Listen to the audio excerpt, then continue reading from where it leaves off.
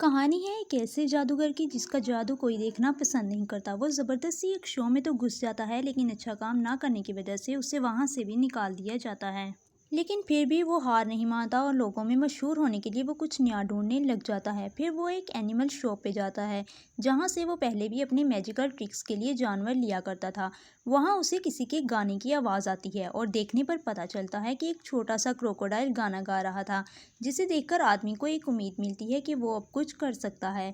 वो इस क्रोकोडाइल को लेकर अपने घर आ जाता है और उसे गाना गाने को कहता है, लेकिन क्रोकोडाइल उसके कहने पर गाना नहीं गाता। तब उसे समझ आती है कि जब वो गाना गाएगा तो शायद क्रोकोडाइल भी उसके साथ गाना गाए। तो इस तरह क्रोकोडाइल और वो दोनों मिलकर अपने शो के लिए बहुत अच्छी सी प्रैक्टिस करते हैं और दोनों रोज़ाना गाना गाते हैं और डांस करके देखते हैं। एक नया शो करने के लिए अब उसे पैसे चाहिए थे, जो उसे कोई नहीं देता, क्योंकि किसी को भी अब इस पर एतबार नहीं था। तो इस काम के लिए वो अपना घर बेच देता है और फिर क्रोकोडाइल के साथ एक शो करता है। उसे क्रोकोडाइल पर पूरा भरोसा था कि वो इस शो में जादूगर के साथ काम करके पैसे कमाने में इसकी मदद करेगा, लेकिन यहाँ ऐसा नहीं होता। वो क्रोकोडाइल इतने सारे लोगों को देखकर कुछ बोल ही नहीं पाता, तो सारे लोग शो छोड़कर चले जाते हैं। तो ऐसे इस आदमी का घर भी इसके हाथ से चले जाता है। वो घर के बगैर पता नहीं कहाँ जाता, लेकिन अब वो क्रोकोडाइल को इसी घर पर एक खत के साथ छोड़ जाता है।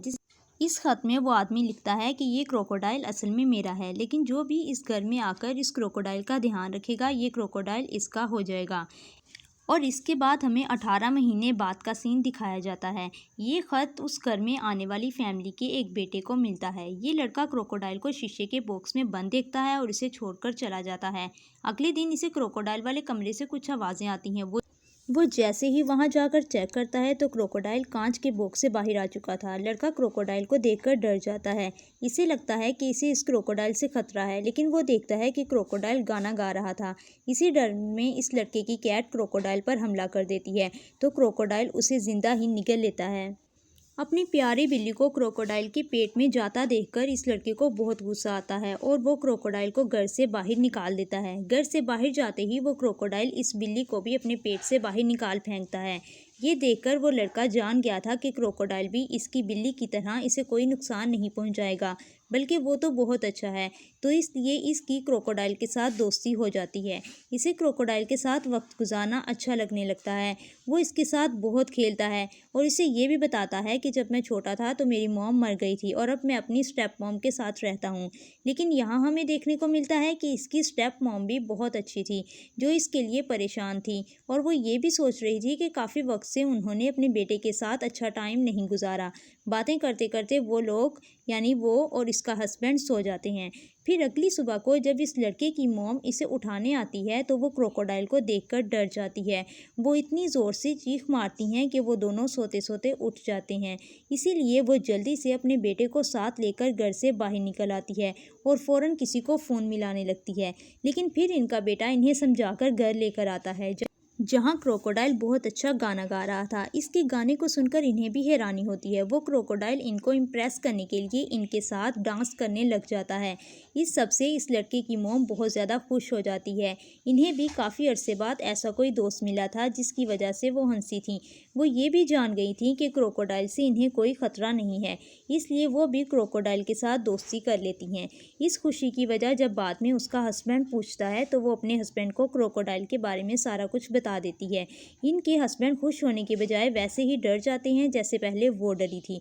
वो तो क्रोकोडाइल को मारकर घर से बाहर ही निकालने वाले थे कि वो जादूगर जिसका क्रोकोडाइल इस घर में था वो यहाँ पर आ जाता है। लड़की के डैड को एक परमिशन लेटर दिखाता है जिसमें लिखा था कि वो 15 दिन अपने घर इन लोगों के साथ रह सकता है।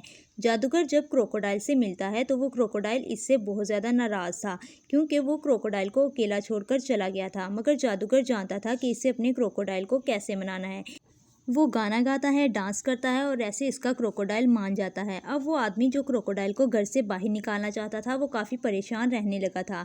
इसलिए नहीं कि क्रोकोडाइल इसके घर पर है, बल्कि इसलिए कि वो एक टीचर था और स्कूल में कोई बच्चा इससे नहीं डरता था। ऐसे में वो क्लास में सही से पढ़ा भी नहीं पाता था। यहाँ इसको इम्प्रेस करने के लिए फिर क्रोकोडाइल अपनी शक्ति दिखाता है और इसे रेसलिंग सिखाता है। इससे इसका कॉन्फिडेंस थोड़ा बढ़ जाता है और ऐसे में वो स्कूल में भी अच्छा काम करने लग जाता है। इस तरह वो भी क्रोकोडाइल को पसंद करने लग जाता है और फिर वो सब लोग वहाँ एक फैमिली की तरह रहने लग जाते हैं। यहाँ नया मसला ये निकल आता है कि इनकी सोसाइटी के लोगों को इनकी फैमिली का इनकी सोसाइटी में रहना पसंद नहीं था। वो इन लोगों को अपनी सोसाइटी में रखना नहीं चाहते थे। तो तभी यहाँ जादूगर आकर इन्हें अपना मैजिक दिखाते हुए सभी लोगों को खामोश करवा देता है और ऐसे ये लोग भी इस घर से नहीं जाते। ऐसा करने की वजह से जादूगर इनके लिए एक अजीम इंसान बन जाता है। और फिर दिखाया जाता है कि अब इस जादूगर ने दोबारा एक शो रखा था जिसमें वो अपने क्रोकोडाइल के साथ गाना गाना चाहता था, लेकिन क्रोकोडाइल इसका ये शो भी फ्लॉप करवा देता है क्योंकि वो कोई भी गाना नहीं गाता। जादूगर बहुत ज़्यादा मायूस होकर अपने घर वापस आ जाता है। जबकि अगले दिन क्रोकोडाइल को पकड़ने के लिए कुछ लोग आ जाते हैं जो इसे पकड़कर एक जू में ले जाते हैं। वो छोटा लड़का जो कि क्रोकोडाइल का दोस्त था वो ये देखकर बहुत ज़्यादा परेशान हो जाता है। इसे क्रोकोडाइल के अपने घर से जाने का बहुत दुख था, इसीलिए इसके मॉम डैड इसे जू में क्रोकोडाइल के पास लेकर जाते हैं मिलवाने के लिए। लेकिन अफसोस उसे यहाँ भी क्रोकोडाइल के साथ ज़्यादा देर मिलने नहीं दिया जाता। दूसरी तरफ लायल भी इनके दूर जाने से बहुत ज़्यादा दुखी था। सब लोग घर वापस आ जाते हैं लेकिन इनके साथ लायल वापस नहीं आया था। जादूगर इस छोटे से बच्चे से मिलकर इसे समझाने की कोशिश करता है, लेकिन छोटा बच्चा इससे कोई भी बात नहीं करना चाहता था क्योंकि वो एक सच जान गया था। ये सच कि जादूगर ने अपने क्रोकोडाइल को खुद ही पकड़वाया था क्योंकि क्रोकोडाइल ने इसका नुकसान किया था और इसे क्रोकोडाइल पर बहुत ज़्यादा गुस्सा था। इससे वाकई बहुत बड़ी गलती हुई थी, लेकिन अब वो ये बात समझ गया था। वो बच्चे को कहता है कि मैं अपनी गलती भी मान रहा हूँ और मैं क्रोकोडाइल को वापस लाने में तुम्हारी मदद भी कर सकता हूँ। वो इस बच्चे को अपना प्लान बताता है।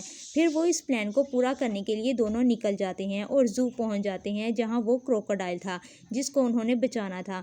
जादूगर इनके गार्ड को बेहोश कर देता है। क्रोकोडाइल को निकालना इस बच्चे का काम था। जब क्रोकोडाइल के पास वो जादूगर जाता है तो इसे पता चलता है कि इस मर्तबा क्रोकोडाइल इससे इतना नाराज़ है कि शायद कभी ना बोले। तभी वो बच्चा जादूगर को कहता है कि तुम क्रोकोडाइल से माफ़ी मांगो, वो तुम्हें माफ़ कर देगा। जादूगर के माफ़ी मांगने से क्रोकोडाइल मान जाता है और अब वो दोनों इसे छुड़ाकर बाहर ले आते हैं। लेकिन ये सब इतना आसान थोड़ी ना था, इनके पीछे अब पुलिस लग जाती है। तो जादूगर दोबारा अपना एक जादू दिखाता है। वो चारों तरफ धुआं धुआं कर देता है और सब लोग वहाँ से गायब हो जाते हैं और पुलिस के हाथ कोई भी नहीं लगता।